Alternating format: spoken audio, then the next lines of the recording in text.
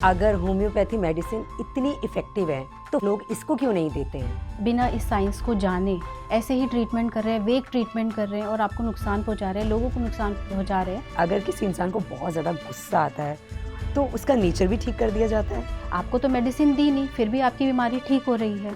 आपको जो भी मटेरियल दिया ये कह के कि ये दवाई है और ये बहुत अच्छी दवाई है, ये आपकी बीमारी को एकदम से ठीक कर देगी।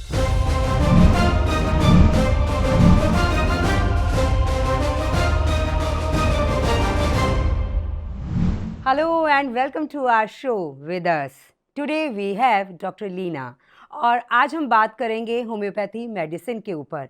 होम्योपैथी मेडिसिन को लेकर आपके मन में बहुत सारे डाउट्स हैं, बहुत सारे मिथ हैं। तो आज आपके ये सारे डाउट्स, सारे मिथ्स क्लियर होंगे हमारे शो विद अस में। Doctor Leena, welcome to our show. Thank you so much Anu. Actual में किसी भी फील्ड के रिगार्डिंग जब हमारे माइंड में मिथ डेवलप हो जाता है, this is due to lack of knowledge and I am very glad to clarify all these doubt regarding homeopathy on your show with us. जी, तो डॉक्टर लीना, आज जो सबसे पहला सवाल मेरा यही रहेगा कि बहुत से लोगों के मन में ये डाउट्स हैं कि होम्योपैथी मेडिसिन जो है बहुत स्लो काम करती है। देखिए, ये तो एक जनरल सा क्वेश्चन है, एक जनरल सा मिथ है जो कि लोगों के माइंड में डेवलप होगा ही। ये एक ह्यूमन साइकोलॉजी है। जब हम किसी डॉक्टर के पास जाते हैं तो सबसे पहला क्वेश्चन हमारे माइंड में ये होता है कि क्या मेरी बीमारी का इलाज है, एंड सेकंड क्वेश्चन ये होता है इसका कितना लंबा इलाज चलेगा। Because they are layman, they don't know about disease. सबसे पहले हमें ड्यूरेशन कि कितना लंबा इलाज चलेगा या फिर मेडिसिन कितना स्लो एक्शन कर रही है, कितना फास्ट काम कर रही है, इसके लिए हमें जानना होगा कि आपकी जो बीमारी है वो कितने समय से है, उसकी सीवियरिटी क्या है, कितने ड्यूरेशन से है, किसी और ऑर्गन पे उसका कितना इम्पैक्ट है, साथ साथ आप इमोशनली या साइकोलॉजिकली क्या इम्पैक्ट डाल रही है आपकी बीमारी के ऊपर। देखिए, सबसे पहले हम जो बीमारी होते हैं उसको दो भाग में डिवाइड करते हैं, acute disease and chronic disease में। एक्यूट डिसीज़ जो होती है वो शॉर्ट इंटरवल की डिसीज़ होती है और अगर आपकी इम्यूनिटी अच्छी है, साथ साथ आपका कोई स्ट्रेस फैक्टर नहीं है, तो उस केस में ये सेल्फ लिमिटिंग डिसीज़ होती है। एक्यूट डिसीज़ के केसेस जैसे कि फ़ीवर हो गया, कोराइज़ा है, राइनाइटिस है, डायरिया है, ये सारे केसेस के अंदर लोगों को इवन ये भी नहीं पता होता कि होम्योपैथी जो है इसके अंदर even it act more faster than any other conventional medicine. जबकि लोग ये विश्वास के साथ आते हैं कि क्रॉनिक डिसीज़ का बहुत अच्छा इलाज होता है होम्योपैथी के अंदर। बट ये भी जानना होगा कि किस तरह से होम्योपैथिक मेडिसिन काम करती है और एक्यूट डिसीज़ में भी कितनी हेल्पफुल हो सकती है। देखिए, जब हम एक्यूट डिसीज़ में होते हैं उस टाइम पर उसका ड्यूरेशन जो होता है, शॉर्ट इंटरवल डिसीज़ होती है, ये सेल्फ लिमिटिंग जैसे कि मैंने आपको बताया है। एक्यूट डिसीज़ में जब होम्योपैथिक मेडिसिन दी जाती हैं तो उसके दो एक्शंस होते हैं। किसी भी मेडिसिन में, आप किसी भी पैथी में अगर जाएंगे, मेडिसिन के दो एक्शन होते हैं, primary action and secondary action होते हैं। जब हम एक्यूट केसेस में होम्योपैथिक मेडिसिन देते हैं तो होम्योपैथिक मेडिसिन देने के बाद उस मेडिसिन का प्राइमरी एक्शन स्टार्ट हो जाता है, यानी कि वो लेते ही साथ एक ट्रिगर करता है डिसीज़ को और उसके बाद एक हेल्दी स्टेट मेंटेन करने लग जाता है। प्राइमरी एक्शन होने के बाद जैसे जैसे जो है डिसीज़ सबसाइड होती है, उसका सेकेंडरी एक्शन होता है जिसको काउंटर एक्शन बोलते हैं। अब ये जो एक्शन होता है ये हमारी वाइटल फोर्स का होता है, हमारी इम्यूनिटी का होता है। बिकॉज जब प्राइमरी एक्शन से जो काम करती है होम्योपैथिक मेडिसिन, उसमें हमारी इम्यूनिटी को भी बूस्ट अप कर देती है। अब एक्यूट डिसीज़ के फेस में जब हम मेडिसिन लेते हैं तो उसमें क्या होता है कि बीमारी तो ठीक होगी, साथ साथ में जो बीमारी के साइड इफ़ेक्ट्स होते हैं ना, वो धीरे धीरे रिड्यूस हो जाते हैं। या फिर मैं ये कहूँगी कि बीमारी के कोई साइड इफ़ेक्ट्स ही नहीं होते। अब साइड इफ़ेक्ट्स में क्या होगा, एक्यूट डिसीज़ जब होता है, जैसे कि कोई लंबा बुखार चल रहा है, उस समय पे फ़ीवर के साथ साथ आपको देखेंगे कि वीकनेस हो गई, लैक ऑफ एपेटाइट लॉस हो गया, आपका पानी की प्यास नहीं लग रही, जो फिजियोलॉजी है बॉडी की वो थोड़ी थोड़ी बिगड़ने लग जाती है। तो जब हम होम्योपैथिक मेडिसिन देते हैं तो उस टाइम पर आपकी जो प्यास होती है वो बिल्कुल थोड़ी सी बढ़ जाती है, भूख भी आपको नॉर्मल लगेगी, इवन बुखार उतरने के बाद भी आपको फ़ीवर नहीं होगा। अगर मैं दूसरी ओर देखूं, अदर कन्वेंशनल मेडिसिन में जब हम देते हैं तो हमारे पास जो बेसिक मोड ऑफ ट्रीटमेंट होता है वो हम एंटीबायोटिक देते हैं और साथ साथ में एंटीपायरेटिक दी जाती है। अब एक एग्जांपल लेते हैं, जैसे कि एक्यूट डिसीज़ में फ़ीवर आ जाते हैं, चाहे वो टाइफाइड है, मलेरिया है, डेंगू है, ये जो सारे के सारे फ़ीवर होते हैं, इसमें क्या होता है, बॉडी के अंदर चेंजेस आते हैं। सबसे पहले ये जानेंगे कि फ़ीवर हमें आता ही क्यों है। जी। फ़ीवर बेसिकली एक defensive mechanism of our body, जिससे हम घबराते हैं। एक्चुअल में जब किसी भी बीमारी से, किसी भी वजह से, किसी भी पैथोजन बैक्टीरिया वायरस की वजह से जब बॉडी पे इसका इफ़ेक्ट आता है और बॉडी के अंदर ये सारे के सारे माइक्रो ऑर्गेनिज्म प्रेजेंट है, अब उसको डिस्ट्रॉय करने के लिए बॉडी क्या करेगी? बॉडी अपना जो है टेम्परेचर वो बढ़ा देती है। और वो कौन करता है? हमारे ब्रेन के अंदर हाइपोथैलेमस होता है जो कि थर्मो रेगुलेटरी मैकेनिज़्म को मेंटेन करके रखता है। जैसे ही हमारी बॉडी में इनका अटैक होता है, इन ऑर्गेनिज्म का अटैक होता है, तो हमारी बॉडी का टेम्परेचर बढ़ जाता है, ऑटोमेटिकली रिस्पॉन्स होता है, बॉडी का टेम्परेचर बढ़ जाता है। अब ये बढ़ाया क्यों टेम्परेचर? बिकॉज ये सारे के सारे माइक्रो ऑर्गेनिज्म जो होते हैं ये डिस्ट्रॉय होना शुरू हो जाते हैं हाई टेम्परेचर पे। जैसे वायरसेस जो होते हैं वो टूटना शुरू हो जाते हैं, ठीक है, डिसफिगर्ड हो जाते हैं। अब जब ये हाई टेम्परेचर मेंटेन होता है उस टाइम पर हम जो है फ़ीवर के लिए कुछ मेडिसिन दे देते हैं। अब उसमें क्या होता है कि हमारा फ़ीवर सप्रेस हो जाता है, तो यानी कि जो संख्या है माइक्रो ऑर्गेनिजम्स की, जो बैक्टीरिया वायरसेस जो है उनकी संख्या उतनी ही रहती है, या फिर थोड़ी बहुत कम हो जाती है। जब फ़ीवर राइज़ हुआ तो वो थोड़ी सी कम हो गई, पर जैसे ही हमने फ़ीवर के लिए मेडिसिन दी तो उनका इफ़ेक्ट फिर से बढ़ना लगे। जितना ज़्यादा लोड होगा वायरसेस का हमारी बॉडी के अंदर, उतना ही ज़्यादा टेम्परेचर बढ़ाएगी हमारी बॉडी। और अगर उतना टेम्परेचर हम बना के रखेंगे तो वो सारे के सारे जो बैक्टीरियाज़ हैं, वायरस हैं, वो डिस्ट्रॉय होना शुरू कर देंगे। But on the other hand अगर हम जाएँ, जैसे कि हम कन्वेंशनल मेडिसिन की बात करते हैं, ड्यूरिंग फ़ीवर हम एंटीबायोटिक देना शुरू कर देते हैं और दूसरा जो है फ़ीवर की मेडिसिन देना शुरू कर देते हैं। तो उससे क्या क्या चेंजेस आते हैं? देखिए, पहली बात तो आपको फ़ीवर था, आपकी बॉडी लड़ रही थी उस दौरान, तो आपकी बॉडी के अंदर वैसे ही इतने सारे चेंजेस आ रखे थे, तभी हमें ड्यूरिंग फ़ीवर हमें वीकनेस भी महसूस होने लग जाती है। जैसे ही हम एंटीबायोटिक्स लेते हैं तो बॉडी के अंदर चेंजेस आने लग जाते हैं, हमें एक्सट्रीम वीकनेस स्टार्ट हो जाती है। पहले ही लड़ रही है तो यानी कि वीकनेस है, और वो लेने के बाद वो वीकनेस और ज़्यादा दुगनी हो जाती है। उसके साइड इफ़ेक्ट होने शुरू हो जाते हैं, हमारी भूख जो है वो ख़त्म हो जाती है, प्यास कम हो जाती है, हमारा जो टेम्परेचर मेंटेन रहना चाहिए वो डिसबैलेंस हो जाता है।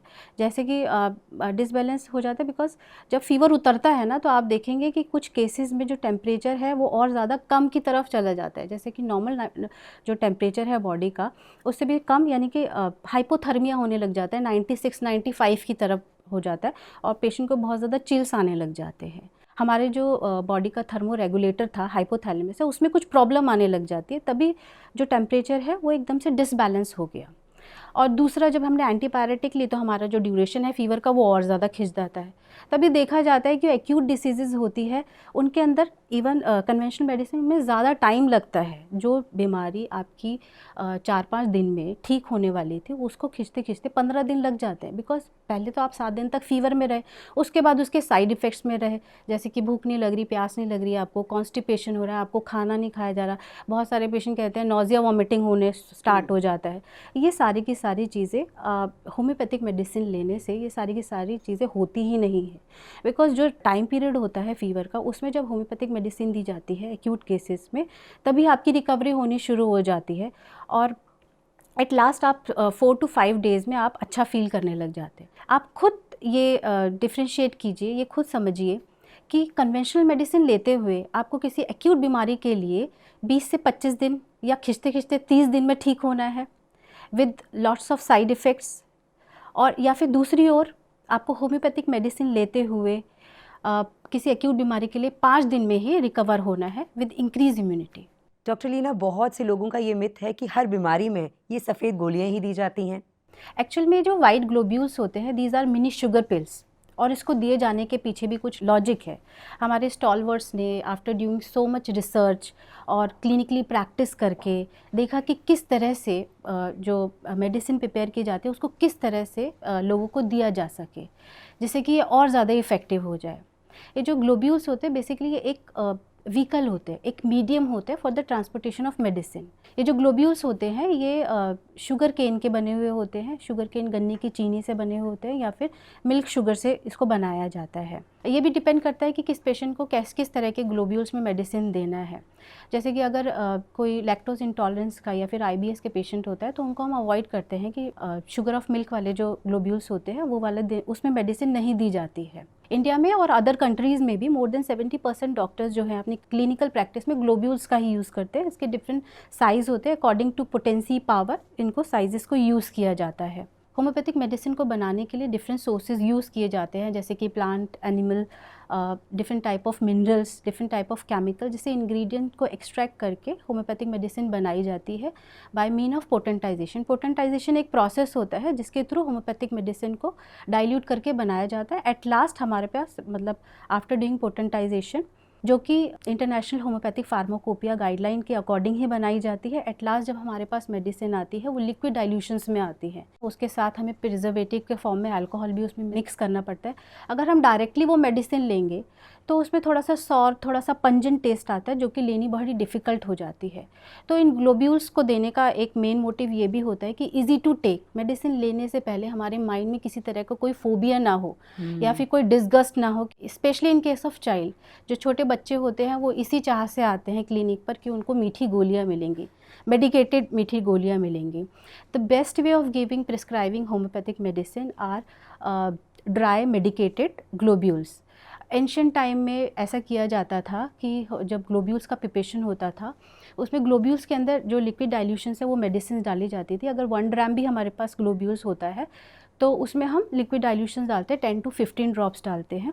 डालने के बाद उन मेडिसिन को ड्राई किया जाता है टिश्यू पेपर पर, और ड्राई करने के बाद फिर से रीफिल करके देन प्रिस्क्राइब किया जाता है।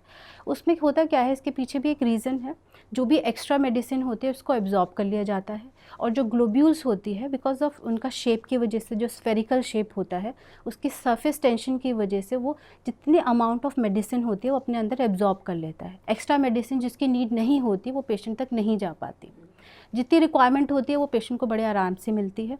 और इसको देने के और भी काफ़ी सारे फ़ायदे हैं, जैसे कि इजीली डिज़ोल्व हो जाती है माउथ के अंदर। हम ज़्यादातर बोलते हैं कि मेडिसिन को टंग के नीचे लेना है, ठीक है। इसके पीछे भी रीज़न है जो हम आगे बात करेंगे जिसके बारे में। ये जो ग्लोब्यूल्स होते हैं they are insoluble in alcohol also. तो जब मेडिसिन, जब लिक्विड डाइल्यूशंस को हम मेडिसिन में डालते हैं ग्लोब्यूल्स में, तो वो डिज़ोल्व नहीं होती है, जबकि माउथ में जब सलाइवा के साथ हम मिक्स करते हैं तो वो इजीली डिज़ोल्व भी हो जाती है और वेरी फास्टली हमारे बॉडी के डिफरेंट पार्ट्स तक पहुंचती है, स्पेशली डिसीज़ पार्ट पर पहुंचती है और अपना काम करना स्टार्ट कर देती है। डॉक्टर लीना, अगर होम्योपैथी मेडिसिन इतनी इफ़ेक्टिव है तो फर्स्ट लाइन ऑफ ट्रीटमेंट लोग इसको क्यों नहीं देते हैं? अनु, ये आपने बहुत सही बात की है कि बहुत जगह पर फर्स्ट लाइन ऑफ ट्रीटमेंट नहीं दिया जाता है। बट अब जैसे जैसे जो होम्योपैथी के रिगार्डिंग मिथ थे लोगों के माइंड में, वो क्लियर आउट होते जा रहे हैं। ये डिपेंड करता है डॉक्टर टू डॉक्टर, किस तरह की प्रिस्क्रिप्शंस आप कर रहे हैं। सबसे पहले ये इंपॉर्टेंट होता है कि किसी भी बीमारी के ट्रीटमेंट के लिए आप किस डॉक्टर को चूज़ कर रहे हो। ये बहुत ज़रूरी है। आप अपना ट्रीटमेंट किसी रजिस्टर्ड होम्योपैथिक डॉक्टर से कराएंगे। कहीं भी जो माल प्रैक्टिस कर रहे हैं, बिना इस साइंस को जाने ऐसे ही ट्रीटमेंट कर रहे हैं, वेग ट्रीटमेंट कर रहे हैं और आपको नुकसान पहुंचा रहे हैं, लोगों को नुकसान पहुंचा रहे हैं, वहाँ पर ट्रीटमेंट ना लेंगे तो अच्छा रहेगा। जब हम किसी डॉक्टर के पास जाते हैं तो हमारे माइंड में बहुत सारी क्वेरीज़ होती है। सबसे पहले हमें उन अपनी क्वेरीज़ का आंसर मिलना चाहिए, सो दैट हमारा जो कॉन्फिडेंस है वो डॉक्टर के प्रति डेवलप हो सके और इस पैथी के प्रति डेवलप हो सके।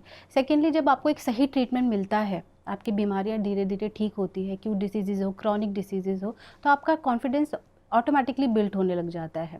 ऐसे कई सारे केसेस आते हैं जो कि पहले होम्योपैथी को नहीं जानते थे, नहीं समझते थे, पर जैसे जैसे वो किसी अच्छे डॉक्टर से मिलते हैं, जानते हैं इसके बारे में, उनकी डिसीज़ ठीक होती है, वैसे वैसे उनका कॉन्फिडेंस और भी ज़्यादा बिल्ट होने लग जाता है। और इंडिया में होम्योपैथी को एक बहुत अच्छा प्लेटफॉर्म मिला हुआ है।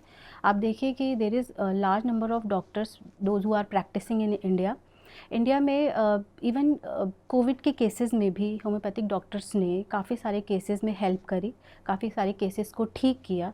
But due to some reasons इस पैथी को आगे नहीं आने दिया जाता है, due to some lack of knowledge, due to some myth जो कि लोगों के माइंड में है, इसको नहीं ऊपर आने दिया जाता है। एंड सेकेंडली, ये तो एक ऐसी पैथी है जो कि बहुत ही पॉकेट फ्रेंडली, बहुत ही अफोर्डेबल ट्रीटमेंट होता है इसके अंदर। और साथ में आप देखेंगे कि आप जब ये मेडिसिन ले रहे होते हैं, आपको और कोई मेडिसिन लेने की ज़रूरत नहीं पड़ती। ऐसा नहीं कि आपकी एक बीमारी है तो उसके साथ साथ अगर कोई दूसरी बीमारी हो गई तो उसका ट्रीटमेंट नहीं होगा, बिकॉज किसी भी अगर कोई अच्छा कॉन्स्टिट्यूशनल प्रिस्क्राइबर होगा तो वो होलिस्टिक अप्रोच के साथ ठीक करते हैं। ऐसे नहीं कि आपको अलग अलग पार्ट्स के लिए अलग अलग ट्रीटमेंट लेना पड़ रहा है। सो ये एक कंप्लीट साइंस के फॉर्म में प्रैक्टिस की जाती है। पर्सनली मैं होम्योपैथी पे बहुत विश्वास करती हूँ, क्योंकि एक तो अगर आपको एक से ज़्यादा कोई डिजीज़ है तो उसके लिए आपको कोई अलग-अलग टाइप की दवाइयाँ नहीं खानी है, जैसे कि एलोपैथी में हम खाते हैं या फिर और जो मेडिसिन्स हैं उसमें हम लेते हैं, लेकिन इसमें आपकी अलग-अलग बीमारी के लिए सिर्फ़ एक ही मेडिसिन होती है जो आपको पूरी तरह से हाँ, ठीक कर बिल्कुल देती देखिए, है। जो कन्वेंशनल मेडिसिन्स होती है दे आर डिसीज़ स्पेसिफिक और पार्ट स्पेसिफिक होती है। उनका मेन टारगेट होता है आपकी डिसीज़ को ठीक करना। आपकी बॉडी में कोई पार्ट अगर डिसीज़ है, चाहे लिवर है, चाहे किडनी डिसीज़ है, वो उसको केंद्रित करके आपको मेडिसिन देते हैं। चाहे उसकी वजह से दूसरा ऑर्गन डिस्ट्रॉय हो रहा हो, आपकी बॉडी में आपकी इम्यूनिटी कम होती जा रही हो और जो आपकी इम्यूनिटी है वो धीरे-धीरे डिक्रीज़ हो रही हो, या फिर किसी और ऑर्गन पे भी उसका बैड इफ़ेक्ट हो रहा हो। बट अदर साइड अगर हम होम्योपैथी में देखेंगे, वो कुछ पर्टिकुलर लॉज पे, कुछ प्रिंसिपल्स पे बेस करके होती है। होम्योपैथी में हमेशा हम single simple and minute doses देने की कोशिश करते हैं, और कॉन्स्टिट्यूशन प्रिस्क्रिप्शन पे जो भी कोई एक अच्छा प्रैक्टिशनर होगा वो कॉन्स्टिट्यूशन प्रिस्क्रिप्शन पे जाएगा। बेसिकली ये इस चीज़ पे बेस होता है कि treatment can only be done if there is perfect balance between mind, body and soul. इन तीनों को लेके चलना पड़ता है, और साथ साथ में आपको जो डिसीज़ पार्ट है उसको भी देखना पड़ता है। इवन WHO में भी ये बोला गया है कि healthy person you can attain a healthy life only if you are socially, mentally and physically well being. Only disease से मैटर नहीं है, ये सारी चीज़ें भी मैटर करती हैं, और होम्योपैथी भी इसी अप्रोच पे काम करती है। जब भी पेशेंट आते हैं तो उनकी बहुत सारे देखा जाता है कि बहुत लंबी सी हिस्ट्री ली जाती है, जिसमें पास मेडिकल हिस्ट्री, कोई हेरिडिटी डिसऑर्डर तो नहीं है, पास में इवन उनके पेरेंट्स में कोई प्रॉब्लम तो नहीं थी, ये सब जाना जाता है। इमोशनली किस तरह की स्टेबिलिटी है पेशेंट की, उसका नेचर क्या है, हाव भाव क्या है, डिस्पोजिशन क्या है, किस तरह से पेशेंट अपने आप को प्रेजेंट करता है, इसको कहते हैं इंडिविजुअलाइजेशन। हर पेशेंट अलग अलग है, उनकी दवाइयाँ भी अलग अलग है। हम ये नहीं कर सकते कि हमारे पास एक दवाई है और हम वो सब लोगों को दिए जा रहे हैं, क्योंकि हर एक जो पर्सनालिटी है वो एक अलग पर्सनालिटी है। तो हम सारे लोगों को एक जैसी दवाइयाँ कैसे दे सकते हैं, जो कि कन्वेंशनल मेडिसिन में किया जाता है। अगर आपको लिवर डिसऑर्डर है तो इसके केस में अगर 4 लोगों को लिवर डिसऑर्डर है तो एक ही तरह की मेडिसिन दी जाएगी। बट अगर हम होम्योपैथी में देखेंगे, अगर 4 लोगों को लिवर डिसऑर्डर है या फिर किडनी डिसीज़ है, उन सबको इंडिविजुअलाइज़ करके डिसीज़ के साथ जोड़ के मेडिसिन प्रिस्क्राइब की जाएगी, और वो बहुत अच्छा इफ़ेक्ट देगी। जी, ओके, इसका मतलब ये है कि होम्योपैथी में पहले जो भी कोई पर्सन आपके पास आएगा, कोई भी पेशेंट आपके पास आएगा, तो पहले उसका नेचर, उसका बिहेवियर, उसका फैमिली का पूरा बैकग्राउंड, ये सब देखा जाता है। तब उसके बाद जो है ट्रीटमेंट शुरू होता है। जैसे मैंने बताया कि इंडिविजुअलाइजेशन, हुँ। यानी कि हर एक पर्सनालिटी का अलग पर्सनालिटी है, उसके ट्रेट्स अलग है। अब उस सबको जज करना एक अच्छा डॉक्टर ही कर सकता है, ये सब चीज़ें, जिसमें पेशेंट का बिहेवियर जानना। जैसे ही पेशेंट क्लिनिक में एंटर होता है, उसका केस स्टडी स्टार्ट हो जाता है, किस तरह से आ रहा है, उसने किस तरह से जैसे एक एग्जांपल दूंगी। एक पेशेंट आया, वो बहुत जल्दी में है, बहुत गुस्से में है। दूसरा आया, वो रोते हुए आ रहा है। तो दोनों की पर्सनालिटी डिफरेंट होगी, दोनों की दवाइयाँ भी डिफरेंट होगी। उसके बाद बाकी वो सेकेंडरी होता है कि हम उससे डिसीज़ पूछते हैं, जो उसका नेचर है, उसका डिस्पोजिशन, उसका कॉन्स्टिट्यूशन उसको प्राइम इम्पॉर्टेंस दिया जाता है। आई थिंक डॉक्टर लीना, जहाँ तक मैंने सुना है कि शायद ये होम्योपैथी में ऐसा होता है कि अगर किसी इंसान को बहुत ज़्यादा गुस्सा आता है, तो उसका नेचर भी ठीक कर दिया जाता है। इस बारे में कुछ बताइए? देखिए, गुस्सा अगर आ रहा है, अगर हम अलग अलग कैटेगराइज करेंगे, गुस्से वाली पर्सनालिटी अलग होती है, शांत वाली अलग होती है, रोने वाली अलग होती है, कुछ इमोशनल लोग होते हैं, उनकी अलग होती है। और डिपेंड करता है उसका इन्वायरमेंट क्या है, वो किस स्ट्रेस में है उस दौरान, ठीक है, किस दुविधा में वो फंसा हुआ है जिसकी वजह से उसे गुस्सा आ रहा है। कुछ लोगों का वे ऑफ एक्सप्रेशन ये होता है कि वो गुस्से के थ्रू अपना एक्सप्रेस कर देते हैं। पर अगर गुस्सा इतना आ रहा है कि वो अपने आप को हार्म कर रहे हैं, सेकेंडली अपनी बॉडी के अंदर डिसीज़ बना रहे हैं, अपना जो सोशल गैदरिंग है उसको हैम्पर कर रहे हैं, तो वो एक डिसीज़ में माना जाएगा। Otherwise this is the way of expressing your emotions, जो कि डिफरेंट लोगों में डिफरेंट होता है। और ये भी एक बहुत इंपॉर्टेंट टूल होता है हमारे लिए। अगर पेशेंट आके हमारे पर गुस्सा भी कर देते हैं कि आपकी दवाई कुछ काम नहीं कर रही है, क्या काम कर रही है, तो ये भी हमारे लिए बहुत इंपॉर्टेंट फैक्टर होता है उस पेशेंट को जज करने के लिए, जज करना, और इसके बेस पे हम दवाई भी उसको प्रिस्क्राइब कर सकते हैं। डॉक्टर लीना, गुस्से की वजह से फिर क्या-क्या बीमारियाँ हो सकती हैं पेशेंट को? अनु, ये जो गुस्सा है ये बहुत सारी बीमारियों का कारण होता है। बहुत लोगों को गुस्सा आता है, कुछ लोग उसको एक्सप्रेस कर देते हैं, कुछ लोग इसको दबा लेते हैं। 2 तरह की पर्सनालिटी हो गई इसमें, और उनको पता भी नहीं चलता अनजाने में कितनी सारी बीमारियां उन्होंने अपने अंदर ले ली है। देखिए कुछ कन्फ्लिक्ट्स होते हैं हमारे माइंड्स के अंदर। एक्चुअल में हम होम्योपैथी में माना जाता है कि all diseases are due to some stress, due to some conflict, जिन कन्फ्लिक्ट से हम नहीं निकल पा रहे हैं और उसमें फंसे हुए हैं। कन्फ्लिक्ट्स किस तरह के होते हैं? मॉर्सल कन्फ्लिक्ट होता है, इनगोइंग एंड आउटगोइंग मॉर्सल कन्फ्लिक्ट होता है, जो कि अपनी सारी की सारी गुस्से को अंदर ही दबा लेते हैं। उनको दूसरे तरह की बीमारियां होती है, जैसे कि पाइल्स हो जाना, या फिर IBS के बहुत सारे केसेस होते हैं, इरिटेबल बाउल सिंड्रोम, इंटेस्टाइन में इन्फ्लेमेशन हो जाना। ये सारी की सारी बीमारियां उन लोगों को होती है जो अपने सारे गुस्से को अपने अंदर भर लेते हैं। ये तो मैंने सारी चीज़ें आपको बताया कि फिजियोलॉजिकली किस तरह से बीमारियां डेवलप होती है, बट साइकोलॉजिकली क्या इम्पैक्ट होगा लाइफ में। अगर किसी का ऐसा नेचर होगा जो कि एक क्रांतिकारी टाइप का है, जो कि अपने गुस्से को, अपने भड़ास को तुरंत निकाल रहा है, सोशली उसको कोई मैटर नहीं करता, उससे रिश्तों में दरारें आ जाती है, उसकी वजह से भी काफ़ी सारी बीमारियाँ जैसे डिप्रेशन है, एंजाइटी है, स्ट्रेस है, ये डेवलप हो जाता है। कुछ लोग अपने अंदर ही लेते रहते हैं, जैसे कि मैंने बताया, जो टिमिड टाइप की पर्सनालिटी होती है, माइल्ड होते हैं, किसी को कुछ नहीं बोल पाते, अंधे अंधे घुटते रहते हैं और बहुत सारी बीमारियाँ बना लेते हैं। उसमें क्या होता है कि वो अपने ही दायरे में रहते हैं, इंट्रोवर्ट टाइप की पर्सनालिटी बन जाते हैं, बहुत ही सेंसिटिव टाइप के लोग हो जाते हैं, इमोशनली किसी भी बात से वो डिस्टर्ब हो जाएंगे और एक बैलेंस जो है फैमिली के अंदर नहीं मेंटेन कर पाएंगे। उनको पता भी नहीं चलेगा कि धीरे धीरे साइकोलॉजिकली बीमारियां उनको बनती जा रही हैं। डॉक्टर लीना, मैंने किसी न्यूज़ चैनल में देखा था कि उसमें बोल रहे थे कि होम्योपैथी मेडिसिन जो है वो अल्कोहल बेस्ड है, जिससे लिवर पर इफ़ेक्ट पड़ता है। इस बात में कितनी सच्चाई है? ये बात बिल्कुल सही है कि होम्योपैथिक मेडिसिन जो होते हैं उनमें अल्कोहल यूज़ किया जाता है, but alcohol as a preservative use किया जाता है। जब होम्योपैथिक मेडिसिन बनाई जाती हैं रॉ फॉर्म से, उनको मेडिसिन बनाया जाता है बाय मीन ऑफ पोटेंटाइजेशन। जब मेडिसिन हमारे पास आती है उसको प्रिजर्व करने के लिए एक प्रिजर्वेटिव चाहिए होता है, जिसके लिए हम अल्कोहल यूज़ करते हैं। मेडिसिनल क्वांटिटी और जो अल्कोहल की क्वांटिटी होती है वो डिपेंड करता है मेडिसिन टू मेडिसिन, बट इसको हमें कैसे यूज़ करना है ये एक वेल क्वालिफाइड डॉक्टर को ही पता है। एक्चुअल में मैंने भी ये बात न्यूज़ में सुनी थी कि homeopathic medicine are use and these are alcohol based, but इसके लिए हम जो लिक्विड डाइल्यूशंस यूज़ करते हैं वो हमेशा हम ग्लोब्यूल्स के साथ यूज़ करते हैं। जो हमारी बॉटल्स होती है ग्लोब्यूल्स की, उसके अंदर हम 10 से लेके 15 बूंद डालते हैं, तब हम और पूरी तरह से एब्जॉर्ब होने के बाद वो पेशेंट को देते हैं, जो भी किसी भी तरह का कोई साइड इफ़ेक्ट नहीं करती। बट ये देखा गया है कि कुछ डॉक्टर्स लिक्विड डाइल्यूशंस को डायरेक्टली यूज़ करते हैं। कहीं कहीं पर ये लिक्विड डाइल्यूशन की 5 से लेकर 6 बूंदें दिन में 3 बार देते हैं। कई बार पे 10 से 15 बूंदें, वो भी डिफरेंट टाइप ऑफ मेडिसिन की एक गिलास में मिला के 3 से 4 बार दी जाती है, जो कि एक सही प्रैक्टिस नहीं है। ये कुछ क्वैक्स जो कि जिनको लैक ऑफ नॉलेज है, सिर्फ किताबी ज्ञान होने से कुछ नहीं होता। जो होम्योपैथी के लॉज हैं, प्रिंसिपल हैं, उनको फॉलो करना बहुत ही ज़रूरी है।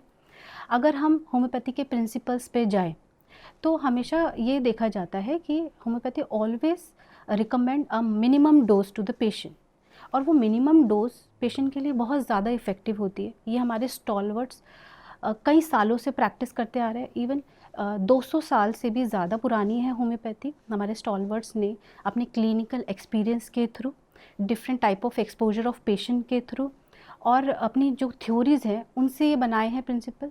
जब उन्होंने ये माइन्यूट डोजेस पेशेंट को दिए तो उन्होंने देखा कि मिराकुलस रिजल्ट आए। जबकि अदर साइड अगर हम इस तरह से लिक्विड डाइल्यूशंस देते हैं पेशेंट को, आप देखिए, आप जब एक बॉटल हम उठा के देखते हैं तो उसमें मेडिसिन के साथ साथ लिखा होता है कि 90% ऑफ द अल्कोहल।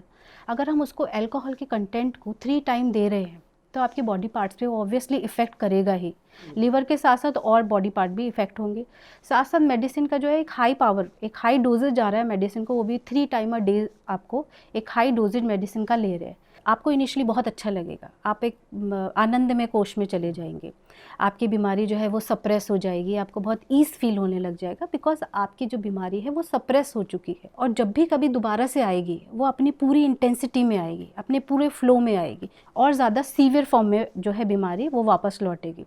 उसके साथ साथ ये भी एक साइड इफ़ेक्ट होता है, अगर आप लिक्विड डाइल्यूशंस पीते हैं तो ये होता है कि आप हर टाइम अल्कोहल के असर में रहते हैं। एक ये भी नुकसान होता है, एक ये भी साइड इफ़ेक्ट होता है जब आप लिक्विड डाइल्यूशंस लेते हैं कि आप हर टाइम अल्कोहल के असर में रहते हैं।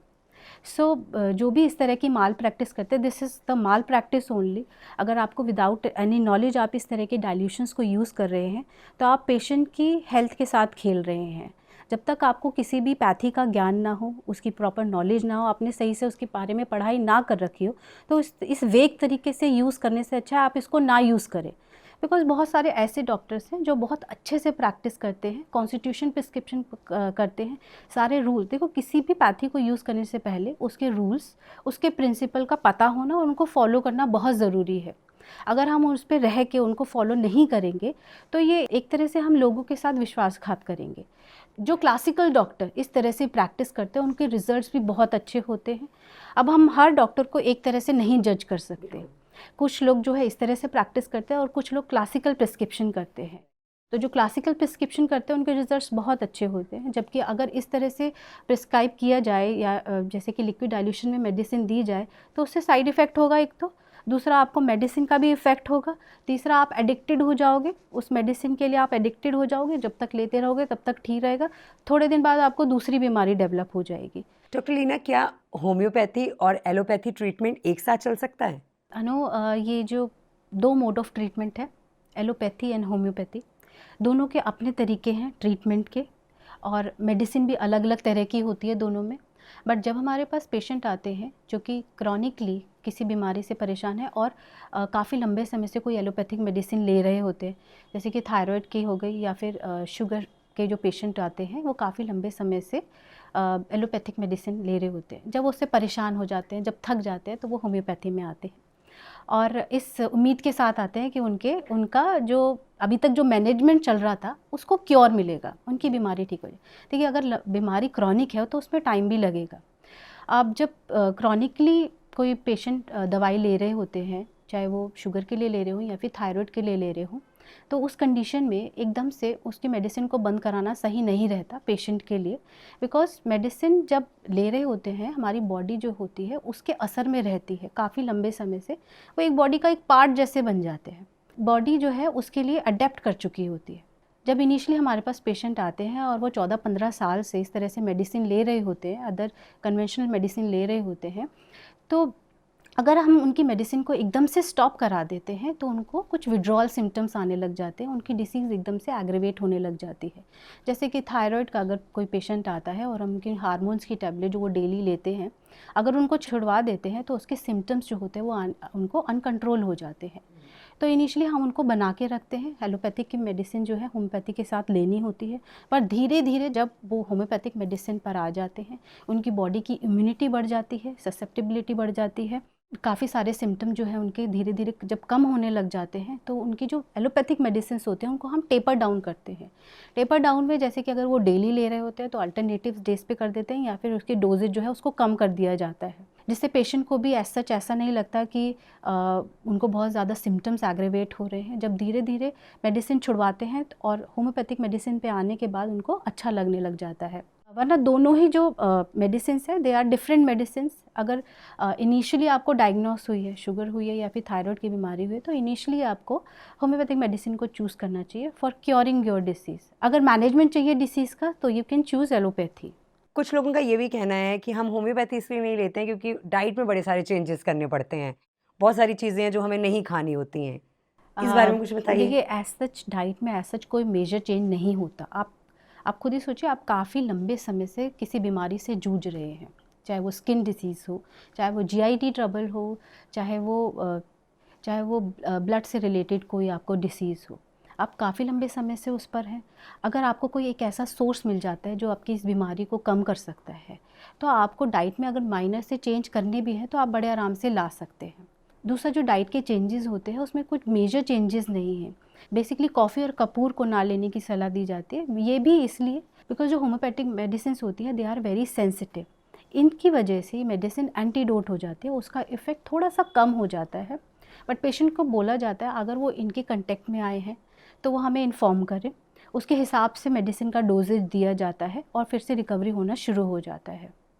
इसके अलावा जैसे स्ट्रॉन्ग स्मेल वाली चीज़ें हैं, खान पीने में जो कच्चे मसाले होते हैं, वो सारी चीज़ें अवॉइड करने की जाती है, बिकॉज़ इनकी अपनी एक मेडिसिनल प्रॉपर्टी होती है। अगर आपका पेट ख़राब होगा या फिर पेट में गैस हो रही होगी तो बहुत लोग अजवाइन लेके पीते हैं, हाँ जी। पानी में डाल के अजवाइन लेते हैं, तो उसकी एक अपनी मेडिसिनल प्रॉपर्टी है। आयुर्वेदा में भी बहुत सारी ऐसी मेडिसिन ली जाती है।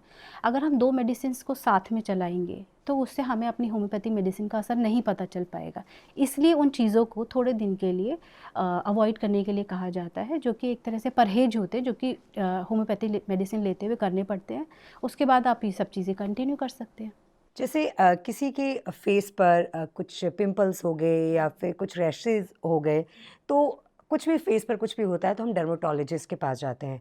पर क्या ऐसा इसमें होम्योपैथी बहुत इफ़ेक्टिव है कि जैसे कि कोई भी हमें बीमारी हो जाती है, जैसे हम अलग-अलग तरह के डॉक्टर्स ढूँढते हैं, पर मुझे आपसे बात करके ऐसा लगता है कि होम्योपैथी में सभी डॉक्टर्स हमें एक साथ मिल जाएँगे, सभी बीमारियों का इलाज मिल जाएगा। मैंने आपको बताया ना, होम्योपैथी अप्रोच ही आपको, हमें एक सिंगल पार्ट को नहीं ट्रीट करना, हमें एक एज अ होल ट्रीटमेंट देना, होलिस्टिक अप्रोच के साथ। इसमें कोई पार्ट स्पेसिफिकेशन नहीं है कि मैं आपकी स्किन को ठीक कर रही हूँ या फिर मैं आपके लिवर को, आपकी किडनी को, आपके ब्लैडर को ठीक कर रही हूँ, नहीं। इसमें आपको बॉडी एज अ होल को हम लेके चलते हैं। अच्छा, उसके साथ साथ, बॉडी के साथ साथ हमें आपके माइंड का भी ध्यान रखना पड़ता है। आपके माइंड में उस टाइम पे क्या क्या इमोशंस चल रहे हैं, किस स्ट्रेस में आप हैं, इन सब को कंबाइन करके आपकी डिसीज़ के साथ जोड़ के, उसके साथ साथ मेडिसिन जो हम देंगे आपको, उसका आपके ऊपर क्या इफ़ेक्ट पड़ेगा, ये सारी चीज़ें जज करके तब मेडिसिन दी जाती है। तो आप अगर देखेंगे, जब किसी डॉक्टर के पास आप जाएंगे, आप स्किन ट्रीटमेंट के लिए जाएंगे और उसके साथ साथ आपको कहेंगे कि मुझे जीआईटी का भी प्रॉब्लम है, मुझे यूटीआई का भी प्रॉब्लम है, तो वो आपकी जो है सारी बीमारियों को लेके एक साथ चलेगा और उसके बेसिस पे आपको प्रिस्क्रिप्शन करेगा। तो वो आपकी और आप ये भी देखेंगे कि ये मेडिसिन लेते लेते आपका स्किन तो ठीक होगा और ऊपर से आपकी इम्यूनिटी भी धीरे धीरे बढ़ती चली जाएगी। जो लोग ज़्यादातर होम्योपैथिक मेडिसिन लेते हैं, उनको जो सीजनल इन्फेक्शंस जो होते हैं वो थोड़े कम होते हैं। तो इसलिए एक होलिस्टिक अप्रोच के साथ होम्योपैथिक ट्रीटमेंट जो है वो दिया जाता है। डॉक्टर लीना, एक मिथ ये भी है कि homeopathy is a placebo science, इस बारे में आपकी क्या राय है? Anu, homeopathy is not a placebo science. It doesn't give any type of placebo effect. Homeopathic medicines are energy based medicines and this is a divine science. सबसे पहले बताऊंगी कि प्लेसिबो इफ़ेक्ट होता क्या है। जब भी आपको कोई मटेरियल क्वांटिटी दी जाती है ये कह के कि इसमें कोई मेडिसिनल कंटेंट है, यानी कि आपको कुछ खिलाया गया और इसमें ये कहा गया कि ये कोई मेडिसिन है, जबकि उसमें कुछ भी नहीं है, उसमें मेडिसिन का कोई भी मॉलिक्यूल नहीं है, वो प्लेन मेडिसिन है एक तरह से, और उसको खिलाने के बाद आपकी डिसीज़ जो है वो ठीक होने लगी। This is known as the placebo effect.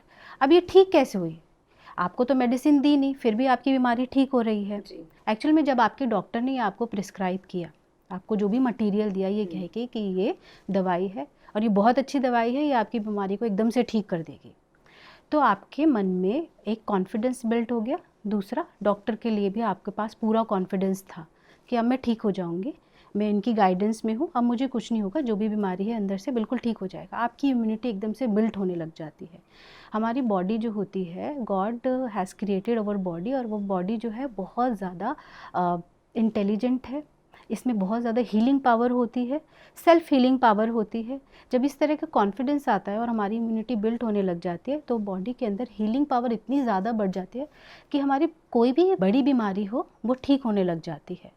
तो this is the placebo effect. अब होम्योपैथिक मेडिसिन जो होती है, these are energy based medicine. Actual में जब होम्योपैथिक मेडिसिन का प्रिपरेशन किया जाता है, इसके लिए डिफरेंट सोर्सेज यूज़ किए जाते हैं, प्लांट, एनिमल, मिनरल्स, केमिकल, ये सारे यूज़ करते हैं और इनको पोटेंटाइजेशन के थ्रू मेडिसिन बनाया जाता है। अब ये जो पोटेंटाइजेशन प्रोसेस होता है, इसमें law of conservation of energy लगती है। Law of conservation of energy, जिसमें energy can neither be created not destroy, it can be transfer for one form to another form. जब हमारे पास क्रूड फॉर्म में मेडिसिन बनाने के लिए प्रोडक्ट था, उसको हमने पोटेंटाइज किया। पोटेंटाइज करने के अंदर डिफरेंट टाइप ऑफ सकशंस दिए जाते हैं, शेक्स किए जाता है, उसको डाइल्यूट करते रहते हैं और तब तक डाइल्यूट करते रहते हैं जब तक उसकी जो मटीरियल क्वांटिटी मेडिसिन की होती है वो नील हो जाए और उसके अंदर जो उसकी एनर्जी बेस्ड मेडिसिन होती है वो अराइज हो जाए। यानी कि जो काइनेटिक एनर्जी थी, जो कि ड्यूरिंग पोटेंटाइजेशन प्रोसेस थी, वो एक तरह से स्टोर हो गई मेडिसिनल कंटेंट में in the form of potential energy. और सेकेंडली, हमारी बॉडी में भी और हर जगह ड्यूअल सिस्टम पाया जाता है। जब मटेरियल क्वालिटी किसी भी प्रोडक्ट की कम होती जाती है तो उसकी जो इमटेरियल क्वालिटी होती है वो रेज हो जाती है। अब इन मेडिसिन्स को जब ड्रग प्रूविंग किया गया, यानी कि ड्रग प्रूविंग में ये मेडिसिन्स को हेल्दी ह्यूमन बींग्स को दिया जाता है और उनके ऊपर प्रूफ किया जाता है। जो भी वो मेडिसिन देने के बाद जो भी सिम्टम्स आते हैं उनको रिकॉर्ड कर लिया जाता है, और जो हमारे पास डिसीज़ पर्सन आते हैं तो उन सिम्टम्स को उन डिसीज़ पर्सन से मैच करके फिर प्रिस्क्राइब किया जाता है। इवन ये जो मेडिसिन्स हैं जब ये डिसीज़ पर्सन को दी जाते हैं तो उनकी बीमारियां जो है वो ठीक हो जाती हैं। दूसरा, अगर हेल्दी ह्यूमन बींग्स के अंदर इनको प्रूफ किया जाता है तब भी ये सिम्टम्स प्रोड्यूस करते हैं। So these are the energy based medicine, these are not the placebo medicines और प्लेसिबो इफेक्ट। जब आप किसी अच्छे डॉक्टर से मिलते हैं, स्पेशली होम्योपैथी में जब प्रिस्क्रिप्शन किया जाता है वो पूरा होलिस्टिक अप्रोच के साथ किया जाता है। जब आपकी सारी हिस्ट्री डॉक्टर पूछता है, आपके पास्ट हिस्ट्री क्या है, फैमिली हिस्ट्री क्या है, इमोशनल आप कितने स्टेबल हो, आपकी बीमारी तो वो तो सेकेंडरी चीज़ है, उसके साथ साथ जब आपके तो एक रिलेशन बन जाता है पेशेंट और डॉक्टर के बीच में और एक कॉन्फिडेंस डेवलप हो जाता है। उसके बाद जब मेडिसिन दी जाती है तो उसका मेडिसिन का जो इफ़ेक्टिवनेस होता है वो और ज़्यादा बढ़ जाता है। मेडिसिन तो अपना काम कर ही रही है, जो डॉक्टर का कॉन्फिडेंस है उसके साथ आपकी बॉडी जो है वो अच्छे से हील कर पाती है, यानी कि आपकी जो हीलिंग पावर होती है वो इंक्रीज़ हो जाती है। मेडिसिन कैसे एक्ट करती है? हर मेडिसिन का एक प्राइमरी एक्शन और एक सेकेंडरी एक्शन होता है। प्राइमरी एक्शन जब जो भी कोई डिसीज़ इंडिविजुअल होता है, जब हम मेडिसिन देते हैं तो उसमें वो प्राइमरी एक्शन जो होता है वो डिसीज़ पे एक्ट करता है, आपकी उस बीमारी को ठीक करता है, उसके बाद वो स्लो डाउन हो जाता है। सेकेंडरी एक्शन जो होता है वो आपकी बॉडी का होता है, that is curative action. Curative action होता है वो आपकी बॉडी की जो हीलिंग पावर होती है, या फिर मैं इम्यूनिटी कहूँगी, उसको बूस्ट अप कर देता है, उसको इंक्रीज़ कर देता है। डिसीज़ भी ठीक हो जाती है और थोड़े टाइम के बाद, जैसे होता है ना, एक बीमारी एक बार आई, थोड़े दिन बाद दोबारा से आई, तो आपकी इम्यूनिटी इतनी ज़्यादा बूस्टअप हो जाती है कि दोबारा जो है फ्रीक्वेंट इंटरवल्स में बीमारी नहीं आती है। सो होम्योपैथी मेडिसिन जो है it is a divine sign, it not just a placebo effect. Doctor Leena, कुछ लोगों का मिथ ये भी है कि जब हम होम्योपैथी ट्रीटमेंट करवाते हैं तो जो डिज़ीज़ के लिए हम ट्रीटमेंट ले रहे हैं पहले वो डिज़ीज़ को बढ़ाती है होम्योपैथी और फिर धीरे धीरे कम करती है। इस बात में कितनी सच्चाई है? अनु, ये बिल्कुल बेबुनियादी बात है। ऐसा बहुत लोगों के माइंड में ये क्वेश्चन आता है। ये डिपेंड करता है आपके डॉक्टर ने कितना वेल प्रिस्क्राइब आपको किया है। होम्योपैथिक मेडिसिन कुछ प्रिंसिपल पे बेसिस है, सर्टेन कार्डिनल प्रिंसिपल, उसमें एक ही है, aggravation come first for a better cure, aggravation come first and then amelioration. अब इसके अंदर जो एग्रीवेशन है यानी कि थोड़ा सा बढ़ना, और एमिलरेशन मतलब आराम पड़ना। इससे किसी भी डॉक्टर को ये पता चलेगा कि उसके अंदर जो प्रिस्क्राइब किया है वो कितना एक्यूरेट है, कितना उसको उसके पेशेंट को कितना आराम देगा। बट ये जो एग्रीवेशन है, जब डिसीज़ फेज चल रहा होता है, ये एग्रीवेशन इतना माइन्यूट होता है कि ड्यूरिंग डिसीज़ फेज उसको पता ही नहीं चलेगा, ठीक है, और उसमें उसकी जो डिसीज़ है उसकी फ्रीक्वेंसी और इंटेंसिटी धीरे धीरे कम होने लग जाएगी, उसके बाद उसको एमिलरेशन आने लग जाएगा। बट अगर सेकेंडरी अगर देखा जाए कि अगर वो उसका एग्रीवेशन इतना ज़्यादा बढ़ गया है कि वो इनटॉलरेबल हो गया, इचिंग का पेशेंट आया है, स्किन डिसीज़ का पेशेंट आया है और उसकी इचिंग जो है वो बहुत ज़्यादा बढ़ गई है, ठीक है, और उसको इतनी ज़्यादा बढ़ गई है कि स्क्रैच करके उसने ब्लीड कर लिया है, तो this is not the true cure, यानी कि जो क्योर है वो सही डायरेक्शन में नहीं जा रहा है। उसकी एग्रीवेशन इतनी ज़्यादा बढ़ गई कि डिसीज़ कंडीशन को बढ़ा दी, यानी कि जो भी प्रिस्क्रिप्शन दिया है वो एक रॉन्ग प्रिस्क्रिप्शन है। उस केस में डॉक्टर को इमीडिएटली उसका दोबारा से केस टेकिंग करके उसकी मेडिसिन को या तो चेंज करना चाहिए या फिर पावर को चेंज करना चाहिए और दोबारा से रीटेक करना चाहिए केस का, तभी जो क्योर है वो पॉसिबल हो पाएगा। Thank you so much doctor Leena कि आज आपने हमें होम्योपैथी को लेकर इतनी अच्छी अच्छी इन्फॉर्मेशंस दी हैं और मुझे लग रहा है कि लोगों के मन में जो भी डाउट्स और मिथ्स थे वो बहुत हद तक क्लियर हो गए हैं। और भी आपसे बात करेंगे और भी बहुत से हमारे जो ऑडियंस हैं उनके मन में जो भी डाउट्स हैं, जो भी मिथ्स हैं, उन पर भी हम ज़रूर बात करेंगे, लेकिन अपने इस प्रोग्राम के नेक्स्ट एपिसोड में। Thank you so much doctor. You are welcome.